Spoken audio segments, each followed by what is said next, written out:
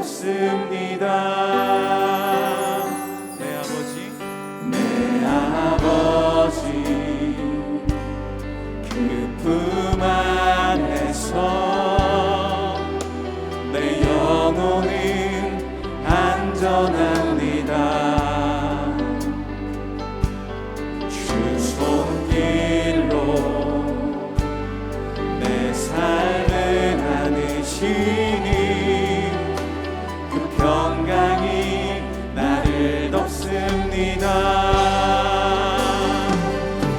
나 비록 넘어지면 흔들리지만 주 내 안에 거하며 나를 붙드시니 내 생각을 주께로 돌리고 주시는 평강의 옷을 입습니다. 주 약속 안에서 내 영혼 평안에 내 뜻보다 크신 주님의 계획 나 신뢰해. 두려움 다 내려놓고 주님만 의지해. 주 안에서 내 영혼 안전합니다. 만일 내가 내 소망을 금에다 두고 순금에게 너는 내 의뢰하는 바라 하였다면, 만일 재물의 풍부함과 손으로 얻은 것이 많음으로 기뻐하였다면, 만일 해가 빛남과 달이 밝게 뜬 것을 보고 내 마음이 슬며시 유혹되어 내 손에 입맞추었다면, 그것도 재판에 회부할 죄악이니 내가 그리하였으면 위에 계신 하나님을 속이는 것이리라. 내가 언제 나를 미워하는 자의 멸망을 기뻐하고 그가 재난을 당함으로 즐거워하였던가. 시상은 나는 그가 죽기를 구하는 말로 그의 생명을 저주하여 내 입이 범죄하게 하지 아니하였노라. 내 장막 사람들은 주인의 고기에 배부르지 않은 자가 어디 있느뇨 하지 아니하였는가. 실상은 나그네가 거리에서 자지 아니하도록 나는 행인에게 내 문을 열어주었노라. 내가 언제 다른 사람처럼 내 악행을 숨긴 일이 있거나 나의 죄악을 나의 품에 감추었으며, 내가 언제 큰 무리와 여러 종족의 수모가 두려워서 대문 밖으로 나가지 못하고 잠잠하였던가. 누구든지 나의 변명을 들어다오. 나의 소명이 여기 있으니 전능자가 내게 대답하시기를 바라노라. 나를 고발하는 자가 있다면 그에게 고소장을 쓰게 하라. 내가 그것을 어깨에 메기도 하고 왕관처럼 머리에 쓰기도 하리라. 내 걸음의 수요를 그에게 알리고 왕족처럼 그를 가까이 하였으리라. 만일 내 밭이 나를 향하여 부르짖고 밭이랑이 함께 울었다면, 만일 내가 값을 내지 않고 그 소출을 먹고 그 소유주가 생명을 잃게 하였다면, 밀 대신에 가시나무가 나고 보리 대신에 독보리가 나는 것이 마땅하니라. 하고 욥의 말이 그치니라.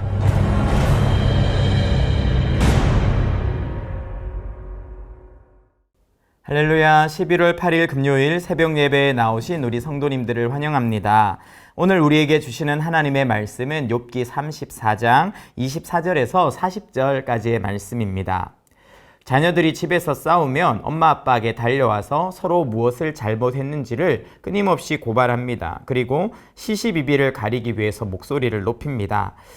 그러면 부모는요, 마음에 아픔이 찾아옵니다. 그리고 나중에는 화가 나게 돼요. 왜냐하면 부모에게 중요한 것은 정의가 아니라, 정의 구현이 아니라 화목이고요. 자녀들 사이에 행복한 웃음소리가 끊이지 않는 것입니다.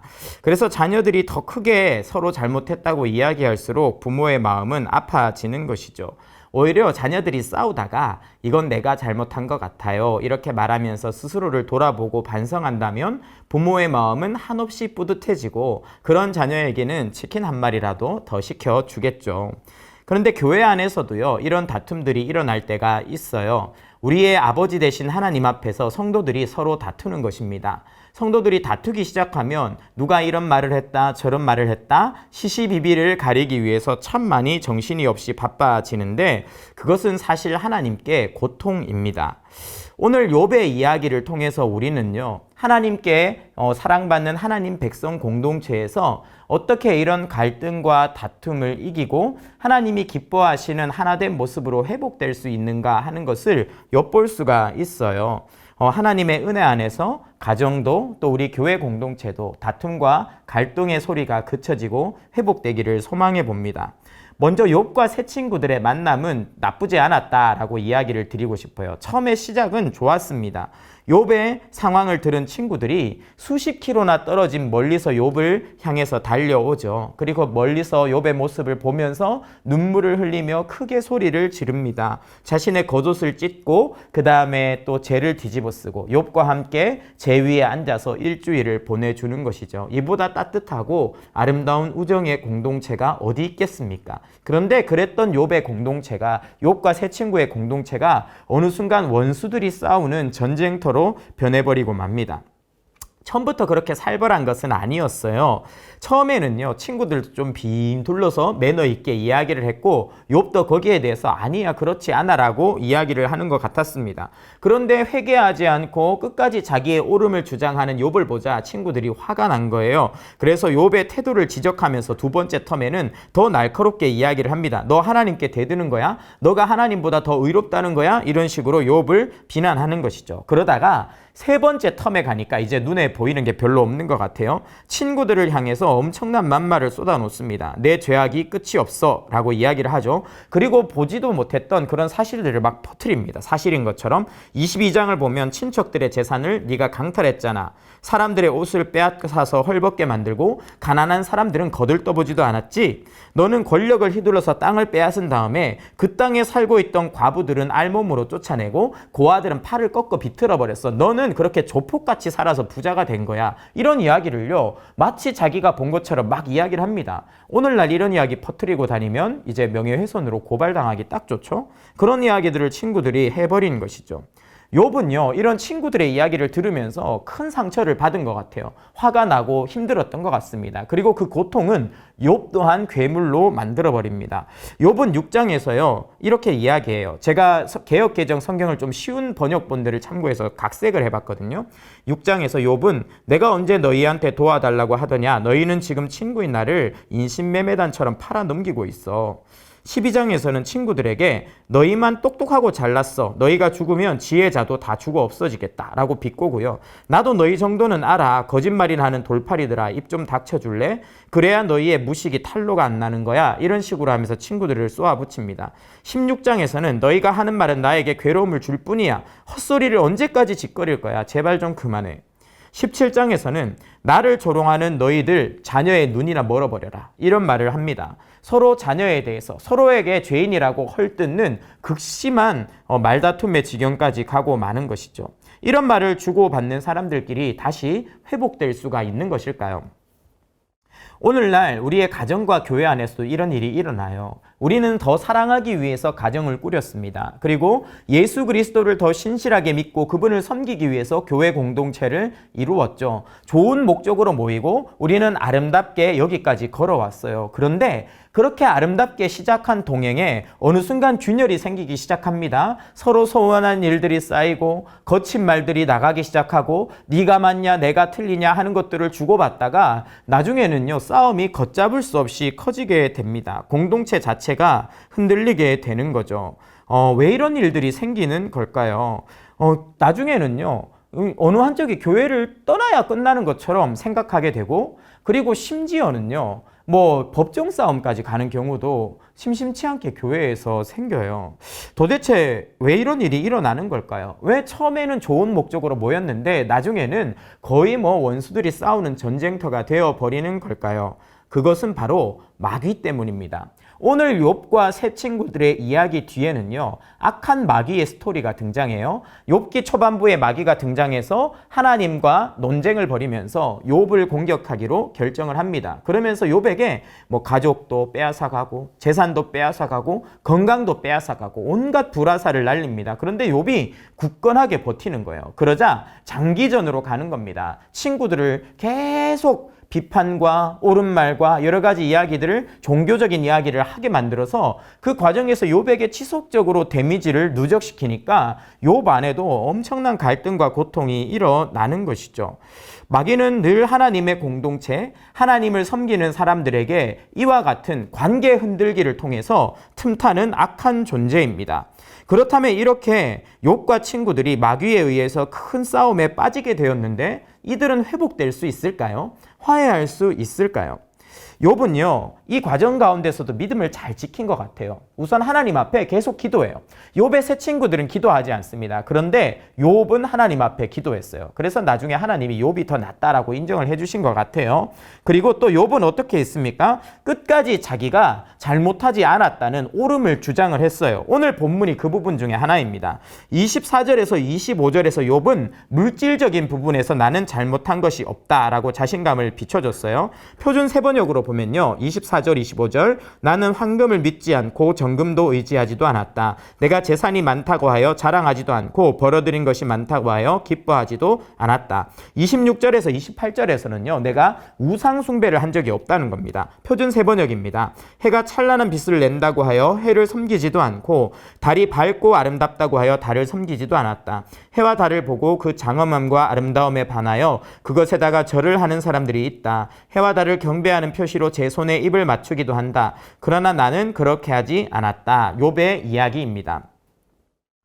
그리고 욥은 29절에서 32절에서는 나는 타인을 학대하지 않았어. 나는 늘 타인을 선대했고 원수에게조차, 심지어 원수에게조차도 매너를 지킨 젠틀남이야, 이런 이야기를 하고 있습니다. 그리고 33절에서 40절에서는요, 야, 너희가 혹시나 내 주변에 많은 사람들한테 내가 뭘 잘못했는지 한번 물어봐. 그들에게서 고발장이 하나라도 나오면 내가 그거를 머리에 왕강처럼 쓰고 다닐 테니까 나는 털어도 먼지 하나 안 나는 사람이야, 이런 이야기를 친구들에게 하고 있는 것이죠.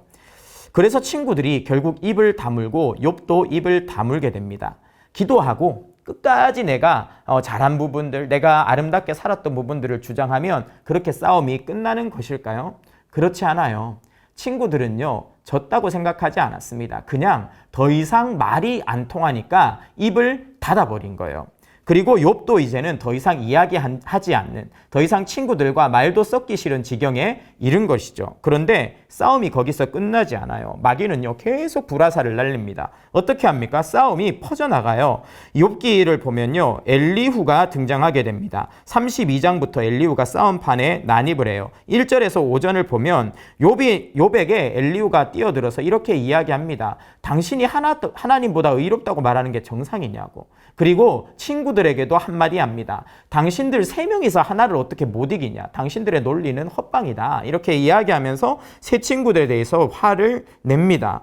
이것이 마귀가 끊임없이 하나님 백성의 공동체를 흔드는 방법입니다. 사명을 감당하겠다고 모인 사람들 사이에 싸움이 일어나고 그 싸움이 일파만파 퍼져나가서 이 사람 저 사람 막 끼어들게 만들고, 그래서 나중에는 수습할 수 없는 지경이 되게 만드는 것이죠. 그러면 도대체 이 마귀의 불화살을 우리가 어떻게 막을 수 있을까요? 어떻게 우리는 승리할 수 있을까요? 욥기가 어떻게 해결되는지를 앞으로 잘 지켜보시면 됩니다. 첫 번째 해결 방법은요, 각자가 하나님을 만나는 것입니다. 욥도 하나님을 만났고 욥의 세 친구들도 하나님을 만났어요.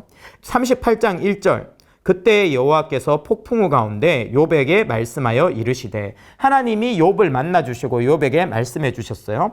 욥기 42장 7절입니다. 여호와께서 욥에게 이 말씀을 하신 후에 여호와께서 대만 사람 엘리바스에게 이르시되, 내가 너와 내 두 친구에게 놓아노니 이는 너희가 나를 가리켜 말한 것이 내 종 욥의 말같이 옳지 못함이니라. 욥도 하나님을 만나고 그분의 음성을 듣고 욥의 친구들도 하나님을 만나고 그분의 음성을 들었어요. 그것이 시작입니다. 우리가 다투고 정말 돌이킬 수 없는 상처를 받았다고 느낄 때 상대방을 바라보고 그를 미워하면요, 계속 나만 아파져요. 내 마음만 썩어 문드러져요. 그 눈에를 돌이켜서 하나님을 바라봐야 됩니다. 그 귀를 기울여서 하나님의 음성을 듣는 곳으로 나아가야 됩니다. 그래서 각자가 하나님을 만나고 그분의 음성을 들어야 됩니다. 그러면 어떻게 됩니까? 회개하게 됩니다. 욥기 42장 5절에서 6절을 보면 욥이 이렇게 말합니다. 내가 주께 대하여 귀로만 듣기만 하였사오나 이제는 눈으로 주를 배움나이다. 그러므로 내가 스스로 거두어 드리고 티끌과 제 가운데서 회개하나이다. 욥의 친구들도 하나님을 만나요. 욥기 42장 7절에서 8절을 보면 주께서는 욥에게 말씀을 마치신 다음에 대만 사람 엘리바스에게 이렇게 말씀하셨다. 내가 너와 내 두 친구에게 분노한 것은 너희가 나를 두고 말할 때에 내 종 욥처럼 옳게 말하지 못하였기 때문이다. 그러므로 이제 너희는 숫송아지 7마리와 수장 7마리를 마련하여 내 종 욥에게 가지고 가서 너희가 용서받을 수 있도록 번제를 드려라. 너희도 회개해야 된다. 하나님이 회개의 자리로 불러주시는 것이죠. 그래서 친구들은요, 욥과 함께 하나님 말씀을 듣고 욥도 하나님 앞에 회개했고 친구들도 하나님 앞에 회개하기 위해서 욥에게 번제물을 가지고 와서 함께 예배를 드립니다. 그리고 욥은 그 친구들을 위해서 용서해달라고 기도를 하죠. 그리고 이 모든 싸움이 끝나게 됩니다. 그런데 이게 끝이 아니에요. 이렇게 하나님 안에서 그분의 말씀 안에서 은혜 안에서 회개하고 순종함으로 싸움이 끝나면 그때부터 시작되는 것이 바로 축복입니다. 욥은요, 이전보다 갑절의 축복을 받아 누렸어요. 그 고난의 시기를 통과해서 더 크고 아름다운 축복을 경험하게 된 것이죠. 욥기 42장 10절입니다. 욥이 그의 친구들을 위하여 기도할 때 여호와께서 욥의 곤경을 돌이키시고 여호와께서 욥에게 이전 모든 소유보다 갑절이나 주신지라. 아멘. 말씀을 정리하겠습니다. 마귀는 항상 거룩하고 아름다운 목적으로 모인 하나님의 백성들을 공격합니다. 실언, 분노, 싸움이 일어나게 해서 공동체를 흔듭니다. 그러면 성도들은요, 기도하면서 싸워요. 기도하면서 싸우니까 지치지도 않고 더 길게 더 오래 싸우게 됩니다. 그러면 싸움이 격해지고 여기저기로 불똥이 퍼져나가서 산불처럼 싸움의 불길이 타오르게 되죠.